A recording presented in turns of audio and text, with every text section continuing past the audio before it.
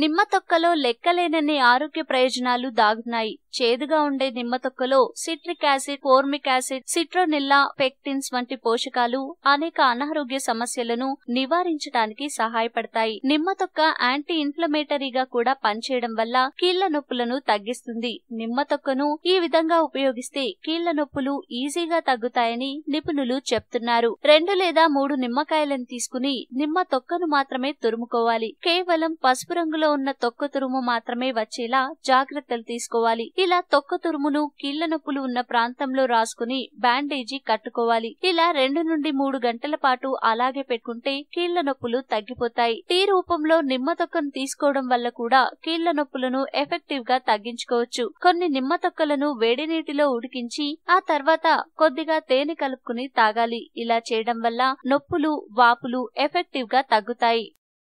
ఈ వీడియో మీకు నచ్చితే లైక్ చేయండి, అందరికీ షేర్ చేయండి, కానీ సబ్స్క్రైబ్ చేయడం మాత్రం మర్చిపోకండి.